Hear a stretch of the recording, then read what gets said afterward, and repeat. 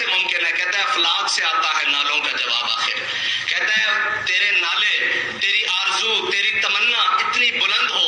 اور اتنی پختہ ہو اور اتنی زور آور ہو کہ رب بھی آسمان سے بیٹھ کر کہے کہ میرا بندہ یہ جو رستے پر چل رہا ہے. میں چونکہ یہاں کھڑا ہوں علامہ خادم حسین رضوی رحمۃ اللہ علیہ کی مرقد پہ، تو وہ فرمایا کرتے تھے کہ انہیں جانا انہیں مانا. تو جب آپ نے انہیں جانا انہیں مانا کہہ دیا، پھر آپ بریلوی کو نہ مانیں، نہ پھر دیوبندی کو نہ مانیں، نہ پھر اہل حدیث کو نہ مانیں. جب انہیں جانا انہیں مانا تو پھر بات شروع بھی رسول اکرم سے ہوگی اور بات ختم بھی رسول اکرم پہ ہوگی. پھر بات شروع بھی نبی کے پہلے حضرت ابوبکر، حضرت عمر، حضرت عثمان، حضرت علی سے ہوگی، حبشے کے کالے بلال سے ہوگی، اور ختم بھی انہی لوگوں پہ ہوگی جنہوں نے حضور کو جانا اور حضور کو مانا، اور وہ صحابہ اکرام.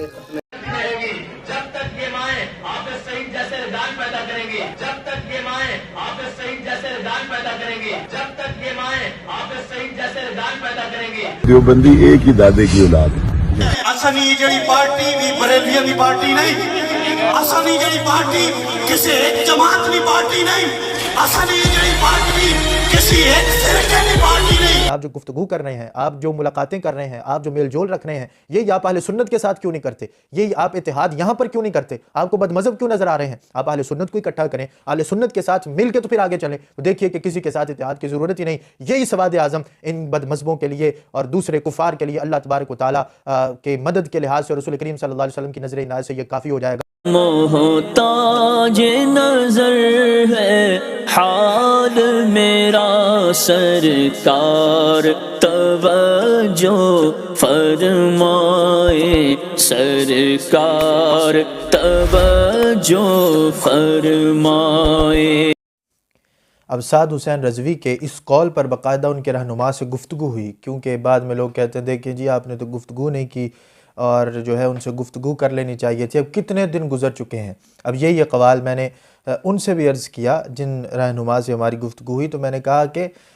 جو ہے وہ یہ پھر بعد میں اقبال یہ عبارتیں بنتی ہیں، پھر عبارتوں پر حکم پوچھے جاتے ہیں، اور پھر جب اکابرین کے حکم اس پر لگتے ہیں تو پھر معاملات خراب ہوتے ہیں. تو اس وجہ سے اہل سنت و جماعت کی جو یہاں پر عوام ہے ان کے سامنے جب یہ پیش کیا جائے گا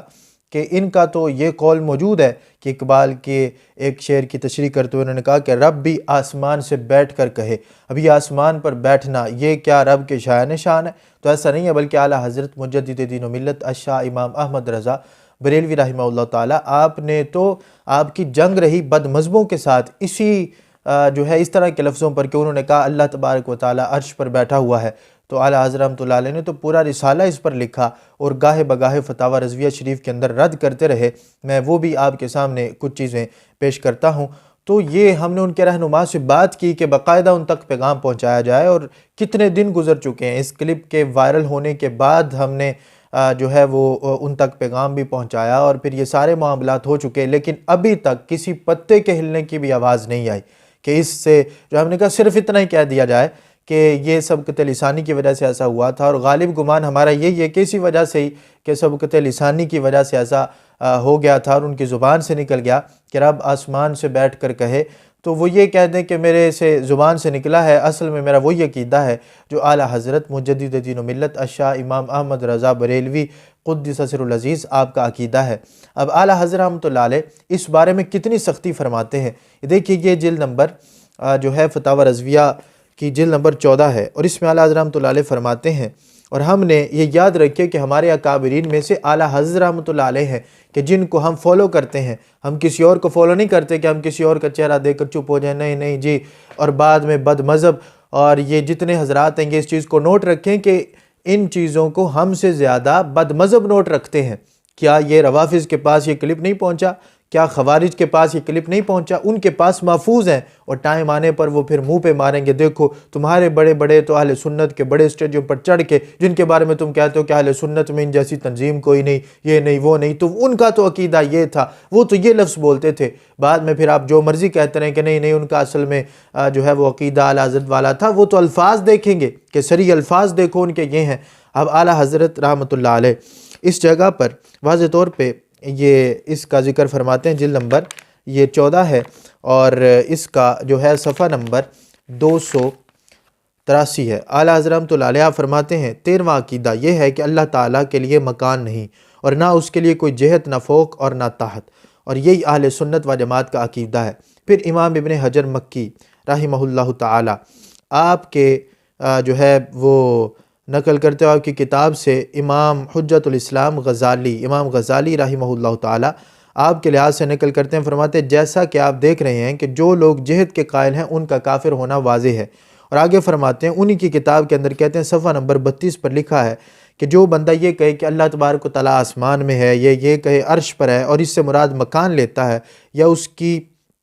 کوئی نیت نہیں، یا کہتا ہے کہ اللہ تعالیٰ ہم کو عرش سے دیکھتا ہے، جس طرح انہوں نے بولا کہ رب بھی آسمان سے بیٹھ کر کہے، انہوں نے کہا جی اللہ تبارک و تعالیٰ ہم کو عرش سے دیکھتا ہے، یا کہتا ہے کہ وہ آسمان میں ہے، یا اس طرح کے لفظ وہ بولتا ہے، تو یہ سارے جو ہیں وہ لکھا کہ یہ کلمات وہ ہیں جو ہمارے ائمہ کے نزدیک بالاتفاق کفر ہیں، اور اس کو جو ہے اعلیٰ حضرت رحمۃ اللہ علیہ نے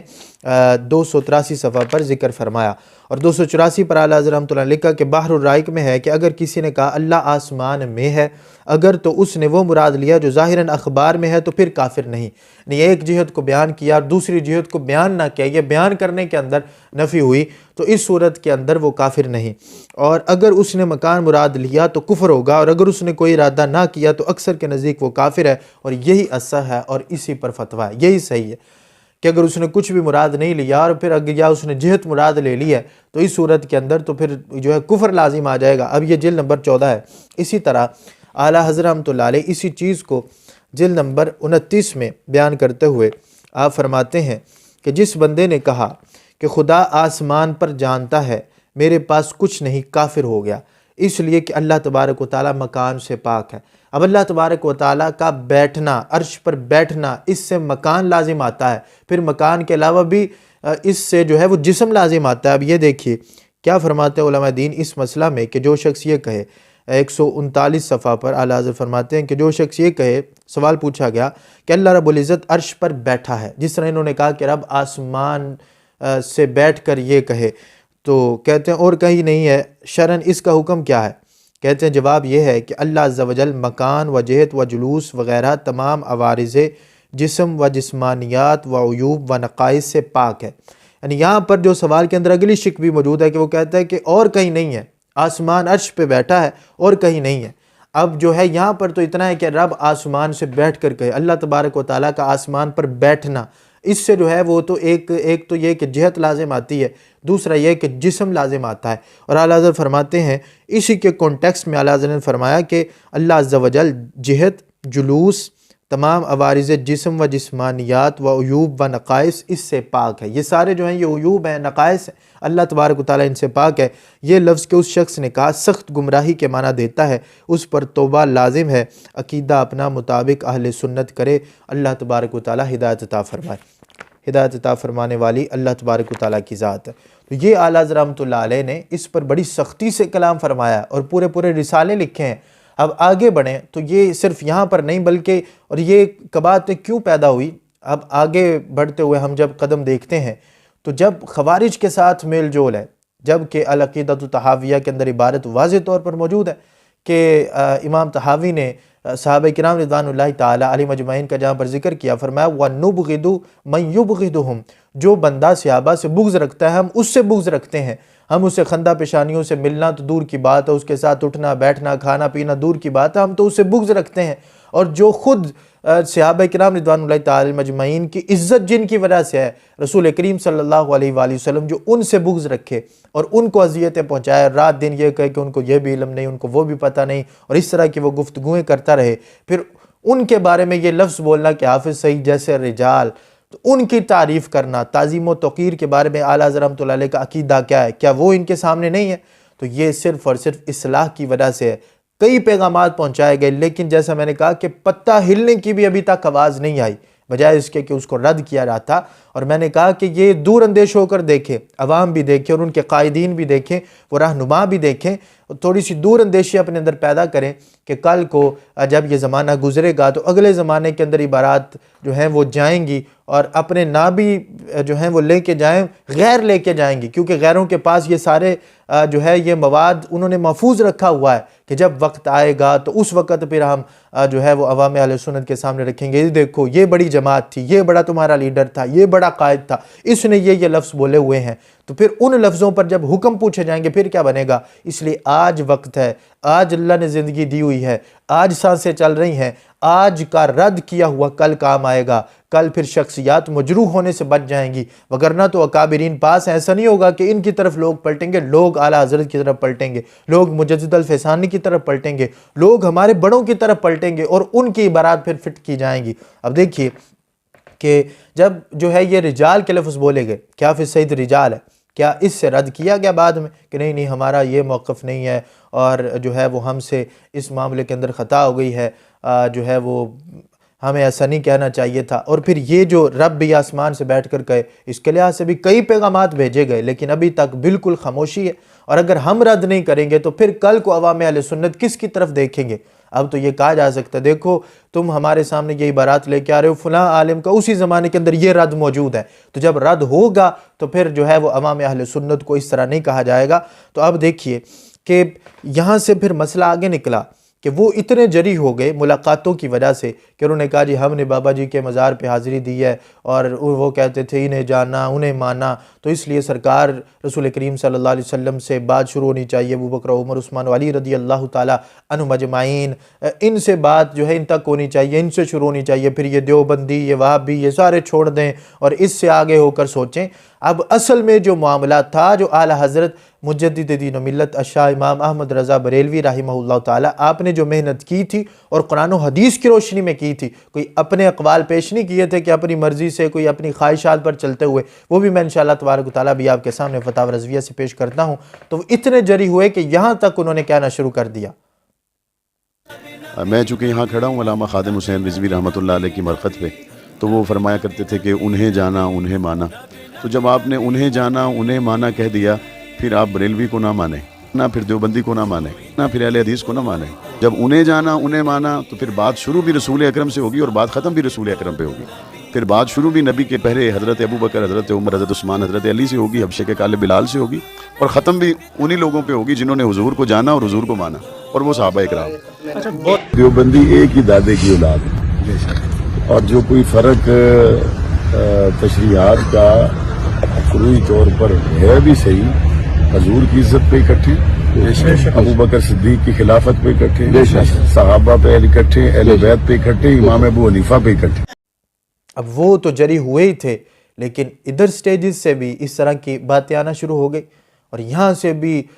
جو ہے وہ اس سے بالا تر ہونے کی گفتگو ہونی شروع ہو گئی، سٹیج ان کا، بندہ ان کا، جلسہ ان کا، یہ سارے معاملات ان کے، اور آگے گفتگو جو ہے وہ غیروں کی جا رہی ہے۔ اسانی جڑی پارٹی بھی بریلویاں دی پارٹی نہیں، اسانی جڑی پارٹی کسی ایک جماعت دی پارٹی نہیں، اسانی جڑی پارٹی کسی ایک فرقے دی پارٹی نہیں، اسی اپنے دیوبندیاں بھراواں واسطے بھی اے دوویں باواں کھول کے استقبال کرے رہے ہیں، اسی اپنے دیوبندیاں بھراواں واسطے بھی اے دوویں باواں کھول کے استقبال کرے رہے ہیں۔ جیڑا بھی ختم نبوت دی کاز تے ساڈے نال کھڑا، اسی اس نے حاضری بلانا اور قیامت تک لگنا دروازے اس وقت تک۔ اب کیا ہے اس کا کسی کے پاس جواب؟ کون دے سکتا ہے؟ کیا یہ ساری چیزیں وہ محفوظ نہیں کر رہے؟ کل جب عوام اہل سنت کو ماریں گے ان کے منہ پہ یہ دیکھو یہ ہیں تمہارے بڑے، پھر کیا بنے گا؟ تو اس وجہ سے آج اپنے آپ کو سنواریں، اور آج دیکھیں، اب دیکھیے فتاوی رضویہ شریف کے اندر اعلیٰ حضرت رحمۃ اللہ علیہ، یہ اس کی جلد نمبر 21 ہے۔ اب اسی وجہ سے وہ مرزا، وہ جو آج کے دور کا بہت بڑا فتنہ ہے جس کو الف بے بھی نہیں آتی دین کی، وہ جو ہے وہ اعلیٰ حضرت رحمۃ اللہ علیہ کو بھونکتا ہے۔ کیا مجال ہے اس کی اور کیا اوقات ہے اس کی؟ وہ صرف ان کی وجہ سے کہتے دیکھو ان کے بڑوں نے درالیں ڈالی ہوئی ہیں اور یہ آپس میں کیسے ایک ہو سکتے ہیں، دیکھو آج ساتھ رضوی صاحب وہ ایک ہونے کی کوشش کر رہے ہیں، وہ ساتھ ملاقاتیں کر رہے ہیں، تو جب اعلیٰ حضرت رحمۃ اللہ علیہ انہوں نے الگ کیا ہوا ہے، ان کے بڑوں نے الگ کیا ہوا ہے، انہوں نے فتوے لگائے ہیں، تو پھر بچے کیسے ایک ہو سکتے ہیں؟ آج پھر دیکھو ان پر فتوے لگ رہے ہیں، تو اس کو بھونکنے کی جو ہے وہ جرت کس نے دی؟ آپ ایسا نہ کرتے۔ دیکھیے اعلیٰ حضرت رحمۃ اللہ علیہ یہاں پر ایک رافضی کے بارے میں پوچھا گیا کہ رافضی تھا اور فرقہ اسماعیلیہ سے اس کا تعلق تھا، اور یہاں پر وہ کہتے ہیں، سوال کے اندر کہتے ہیں کہ مدرسہ اسلامیہ حنفیہ اس راستے میں آتا تھا جہاں سے اس نے گزرنا تھا، تو انہوں نے اس کا استقبال کیا اور بڑی اس کی آؤ بھگت کی اور بڑا جو ہے وہ اس کو ہاتھ ڈالے، یہ سارا کچھ کیا، تو جب پوچھا گیا کہ یہ کیا معاملہ ہے تو اعلیٰ حضرت رحمۃ اللہ علیہ فرماتے ہیں جن لوگوں نے ایسا کیا انہوں نے اپنے لیے جہنم کا سامان پورا کیا. اب جس نے بد مذہب کی توقیر کی، تعظیم کی، فرمایا انہوں نے کیا کیا ہے، اپنے لیے جہنم کا سامان پورا کیا. انہوں نے اپنی بدفعلی سے عرش الہی کو ہلا دیا، انہوں نے واحد قہار کا غضب اپنے سر لیا، انہوں نے قرآن عظیم کی تحقیر کی، انہوں نے دین اسلام کے ڈھانے پر مدد دی. اور قرآن کریم کو پیش کرتے ہوئے سورہ نمبر 11 اور 113 نمبر آیت میں مطلب ظالموں کی طرف میل نہ کرو، ترجمہ ہے کہ تم کو دوزخ کی آگ لگے گی. ظالموں کی طرف میل نہ کرو، ان کی طرف اپنا جھکاؤ نہ کرو، ان سے میل جول نہ رکھو. کیوں؟ فرماتے ہیں تم کو دوزخ کی آگ لگے گی. اور یہ کس کانٹیکسٹ میں ذکر کیا ہے؟ یہ کانٹیکسٹ میں ذکر کیا ہے بد مذہبوں کے ساتھ اٹھنے بیٹھنے میل جول سے. فرماتے ہیں اگر تجھے شیطان بلا دے تو یاد آئے پر ظالموں کے پاس نہ بیٹھ. اگر شیطان بلا دیتا ہے تو جب یاد آ جائے تو پھر اٹھ جاؤ ان کے پاس سے. اگر ویسے بھول کے بیٹھ گئے ہو تو یہاں پر اللہ فرماتا ہے اگر تجھے یاد شیطان بلا دے تو یاد آئے پر ظالموں کے پاس نہ بیٹھ. اعلیٰ حضرت فرماتے ہیں مطلب 2 حدیثوں میں رسول اللہ صلی اللہ علیہ وسلم فرماتے ہیں جب فاسق کی مدح کی جاتی ہے، اب جب رجال اس کو بولا گیا تو کیا یہ چھوٹی بات تھی کہ سرکار کا فرمان؟ اعلیٰ حضرت فرماتے ہیں جب فاسق کی مدح کی جاتی ہے، یہ کانٹیکس ہے بد مذہب کا، اس کے اندر اعلیٰ حضرت رحمۃ اللہ علیہ یہ حدیث لے کے آئے ہیں کہ جب اس کی مدح کی جاتی ہے رب غضب فرماتا ہے اور عرش الہی ہل جاتا ہے، عرش الہی کانپ اٹھتا ہے. اور پھر آگے حوالہ جات ذکر کیے اور پھر کہتے ہیں نیز حدیث میں رسول اللہ صلی اللہ علیہ وسلم فرماتے ہیں جو کسی بد مذہب کو سلام کرے یا اس سے باکشادہ پیشانی ملے، یعنی جو ہے وہ خندہ پیشانی سے اس سے ملاقات کرے. اور یہ تو یہاں پر تو ملاقاتیں ہو رہی ہیں اور صریح طور پر ہو رہی ہیں، اور پھر صرف ملاقاتیں نہیں، ان کی توقیر کی جا رہی ہے، ان کی تعریف کی جا رہی ہے، ان کو اپنے سٹیجز پر بلایا جا رہا ہے، یہ سارے معاملات ہو رہے ہیں. تو اب یہاں پر فرماتے ہیں اور یہاں تک کہا جا رہا ہے کہ یہ تنظیم صرف جو ہے وہ بریلویوں کی تنظیم نہیں ہے، تو ان کی بھی ہے، ان کی بھی ہے، اس طرح کی عجیب سی گفتگو کی جا رہی ہے. تو اعلیٰ حضرت فرماتے ہیں کہ باکشادہ پیشانی ملے یا ایسی بات کے ساتھ اس سے پیش آئے جس میں اس کا دل خوش ہو، اس نے اس چیز کی تحقیر کی کہ جو محمد صلی اللہ علیہ وآلہ وسلم پر اتاری گئی، یعنی کلام پاک کی اس نے تحقیر کی. اور یہ اعلیٰ حضرت رحمۃ اللہ علیہ کی اپنی عبارت نہیں بلکہ آپ نقل فرما رہے ہیں، موقف ان کا اپنا ہے. اور یہ بطور دلیل کے تقویت کے کہ بد مذہب کے پاس جو اعلیٰ حضرت رحمۃ اللہ علیہ کا موقف ہے کہ ان کے ساتھ اٹھنا بیٹھنا نہیں ہے، اس کو تقویت دینے کے لیے رسول کریم صلی اللہ علیہ وآلہ وسلم کا فرمان لے کے آ رہے ہیں کہ سرکار نے ایسا فرمایا ہے کہ جو بھی کسی بد مذہب کو سلام کرے کہ اس سے باکشادہ پیشانی ملے تو اس نے ایسی بات کے ساتھ اس سے پیش آئے جس میں اس کا دل خوش ہو، یعنی ایسی گفتگو کرے جس سے وہ خوش ہو. تو یہ ان کی خوشی کے لیے ایسا کچھ کیا جا رہا ہے، وگرنہ تو اور کیا بات ہے. تو کہا جی اس نے اس چیز کی تحقیر کی جو محمد صلی اللہ علیہ وآلہ وسلم پر اتاری گئی، معاذ اللہ. قرآن آگے فرماتے ہیں 6 حدیثوں میں ہے جس نے کسی بد مذہب کی توقیر کی اس نے دین کے ڈھانے پر مدد دی، دین کو ڈھانے میں مدد دی. اب یہاں پر توقیر اور تعظیم کے لفظ بولے جا رہے ہیں، رجال کہا جا رہا ہے ان کو جن کے ساتھ ساری زندگی سٹیجز پر، کیا وہاں پر خادم حسین رضوی صاحب موجود نہیں تھے کہ جس سٹیج پر اس کو جو ہے وہ حافظ سعید کو باقاعدہ مناظرے کے چیلنجز کیے جا رہے تھے، اور خادم حسین رضوی رحمہ اللہ ان کے الفاظ کیا ہیں اس کے بارے میں، کیا یہ ساری چیزیں آن دی ریکارڈ موجود نہیں ہیں؟ اور پھر اس کو رجال کہا گیا اور وہ سارے معاملات. تو یہ کیوں ہیں؟ اس سے جو ہے وہ آج اپنے آپ کو بچانا ہوگا. اور اعلیٰ حضرت رحمۃ اللہ علیہ اسی کانٹیکسٹ میں آگے جا کے فرماتے ہیں اگر ایسا ہو جائے اب یہ ان کے لیے اب کیا کرنا ہے، ایسا ہو گیا اب کیا کرنا ہے. تو اعلیٰ حضرت فرماتے ہیں اگر ایسا ہو جائے تو 2 حدیثوں میں کہ رسول اللہ صلی اللہ علیہ وسلم فرماتے ہیں جب تو کوئی گناہ کرے تو فوراً توبہ کر، پوشیدہ کی پوشیدہ اور اعلانیہ کی اعلانیہ. اس کو اسی کانٹیکسٹ میں لے کے آئے کہ اگر ان سے ایسا ہو گیا ہے اب یہ ہے کہ اس کی فوراً توبہ کریں، پوشیدہ کی پوشیدہ اور اعلانیہ کی اعلانیہ اس کی توبہ کریں. اب یہ فتاوی رضویہ جلد نمبر 15 ہے، اس کے اندر اعلیٰ حضرت قدس سر العزیز آپ کیا فرماتے ہیں، دیکھیے جلد نمبر 15 صفحہ نمبر اس کا 104، 5 اور 6 ہے. اس کے اندر فرماتے ہیں کہ وہی کہ اگر تجھے شیطان بلا دے تو یاد آئے پر جو ہے وہ ظالموں کے پاس نہ بیٹھ. اس آیت کے حکم میں ہر کافر و مبتدع اور فاسق داخل ہے، ان میں سے کسی کے پاس بیٹھنے کی اجازت نہیں. ہر قسم کا فاسق اور جو ہے بد مذہب اس آیت کے تحت اعلیٰ حضرت فرماتے ہیں داخل ہے.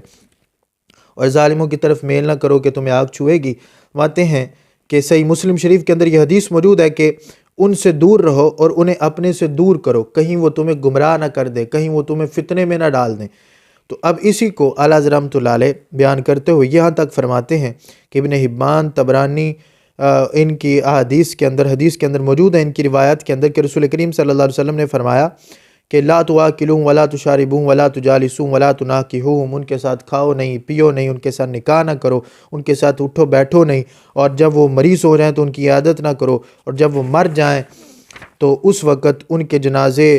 پر نہ جاؤ، اور نہ ان کی نماز پڑھو، نہ ان کے ساتھ نماز پڑھو۔ اور پھر آگے کچھ چیزیں ذکر کی اعلیٰ حضرت رحمۃ اللہ علیہ نے حضرت عمر فاروق رضی اللہ تعالیٰ عنہ آپ کا عمل مبارک ذکر کیا کہ آپ ایک دفعہ مسجد نبوی صلی اللہ علیہ وآلہ وسلم میں نماز مغرب کے بعد کسی مسافر کو آپ نے بھوکا پایا،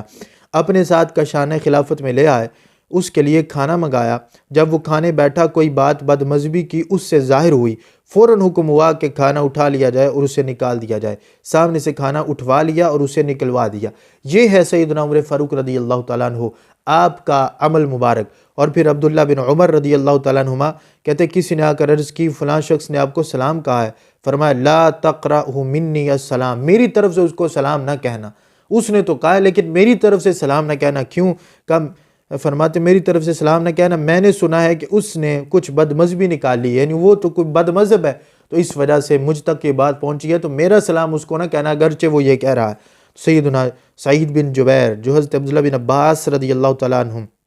کے شاگرد ہیں، کو راستے میں ایک بد مذہب ملا، کہا کچھ عرض کرنا چاہتا ہوں، فرمایا میں سننا نہیں چاہتا۔ عرض کی ایک کلمہ، آپ اپنا انگوٹھا چنگلیا کے سر پر رکھ کر فرمایا کہ آدھا کلمہ بھی نہیں سنوں گا، آدھا کلمہ بھی نہیں سنوں گا، تم کہتے ہو تھوڑا سا، میں کہتا ہوں آدھا کلمہ بھی تم سے نہیں سنوں گا۔ لوگوں نے عرض کی اس کا کیا سبب ہے؟ فرمایا یہ بد مذہبوں میں سے ہے، فرمایا یہ انہی میں سے، یعنی بد مذہبوں میں سے۔ اور آگے حضرت امام ابن سیرین جو حضرت انس رضی اللہ تعالیٰ عنہ کے شاگرد ہیں، کیا ان کے پاس دو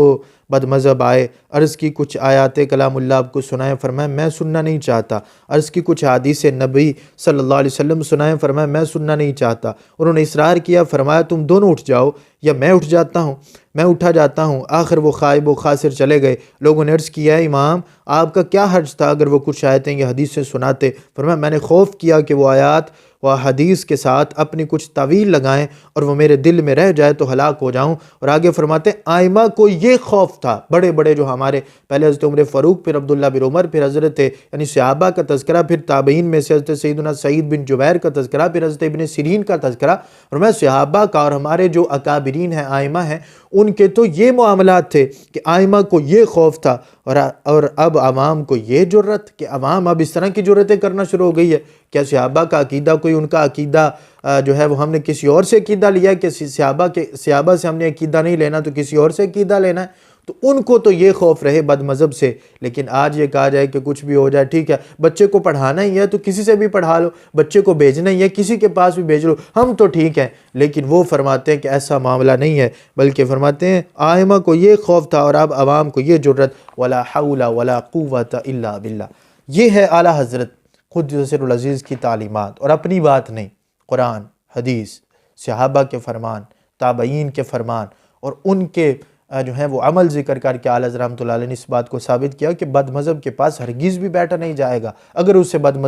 جو ہے وہ بد مذہبی ظاہر ہے۔ تو اس وجہ سے ان کی بد مذہبیاں تو عیاں ہیں جن کے ساتھ یہ اٹھتے بیٹھتے اور جن کی تعریفات یہ کر رہے ہیں۔ تو اس لیے اپنے قبلے کو آج سیدھا کریں کہ کل عوام اہل سنت کو دشواری ہوگی، اور جس دلدل میں یہ پھنس رہے ہیں اس دلدل سے پھر نکلنا مشکل ہو جائے گا۔ اللہ تبارک و تعالی ہم سب کو عمل کی توفیق عطا فرمائے۔ میں پھر آخر میں یہ کہنا چاہتا ہوں کہ پیغامات بھجوائے گئے، لیکن جب اس طرح کا معاملہ نہیں ہوگا تو چونکہ ہم بیٹھے ہیں اور ہم نے رد کرنا ہے، اور رد اس وجہ سے کرنا ہے کہ کل کو اہل سنت جو ہے وہ محفوظ رہیں، اور ان کی وجہ سے اہل سنت پر حرف اور اہل سنت پر ضربیں نہ لگائی جائیں۔ دیکھو یہ تو بڑے سٹیجز تھے، یہ بڑے قائد تھے، یہ بڑے تھے، یہ بڑے تھے، اور بڑے بڑے کہہ کر وہ آگے کیا معاملات ہو جائیں۔ اور ان کو بھی ہمارا یہ پیغام ہے، اگر آپ کے پاس کوئی عوام ہے اور آپ کے پاس بڑے سٹیجز موجود ہیں تو اللہ تبارک و تعالیٰ اہل سنت کے لحاظ سے اور ترقیاں عطا فرمائے، لیکن ذرا اس کو دیکھیں کہ آپ کے پاس سٹیجز موجود، عوام موجود ہے، لیکن آپ جو گفتگو کر رہے ہیں، آپ جو ملاقاتیں کر رہے ہیں، آپ جو میل جول رکھ رہے ہیں، یہ آپ اہل سنت کے ساتھ کیوں نہیں کرتے؟ یہ آپ اتحاد یہاں پر کیوں نہیں کرتے؟ آپ کو بد مذہب کیوں نظر آ رہے ہیں؟ آپ اہل سنت کو اکٹھا کریں، اہل سنت کے ساتھ مل کے تو پھر آگے چلیں۔ تو دیکھیے کہ کسی کے ساتھ اتحاد کی ضرورت ہی نہیں۔ یہی سواد اعظم ان بد مذہبوں کے لیے اور دوسرے کفار کے لیے اللہ تبارک و تعالیٰ کے مدد کے لحاظ سے اور رسول کریم صلی اللہ علیہ وسلم کی نظر عنایت سے یہ کافی ہو جائے گا۔ آپ جو گفتگو کر رہے ہیں، آپ جو ملاقاتیں کر رہے ہیں، آپ جو میل جول رکھ رہے ہیں، یہ آپ اہل سنت کے ساتھ کیوں نہیں کرتے؟ یہ آپ اتحاد یہاں پر کیوں نہیں کرتے؟ آپ کو بد مذہب کیوں نظر آ رہے ہیں؟ آپ اہل سنت کو اکٹھا کریں، اہل سنت کے ساتھ مل کے تو پھر آگے چلیں۔ تو دیکھیے کہ کسی کے ساتھ اتحاد کی ضرورت ہی نہیں۔ یہی سواد اعظم ان بد مذہبوں کے لیے اور دوسرے کفار کے لیے اللہ تبارک و تعالیٰ کے مدد کے لحاظ سے اور رسول کریم صلی اللہ علیہ وسلم کی نظر عنایت سے یہ کافی ہو جائے گا، اور یہی جو ہے وہ انشاءاللہ تبارک و تعالیٰ اسلام کا قلعہ بن کے تو جو ہے اسلام کا قلعہ ثابت ہوگا۔ اللہ تبارک و تعالیٰ ہم سب کو ہدایت عطا فرمائے، سمجھنے کی توفیق عطا فرمائے۔ وما علینا الا البلاغ المبین۔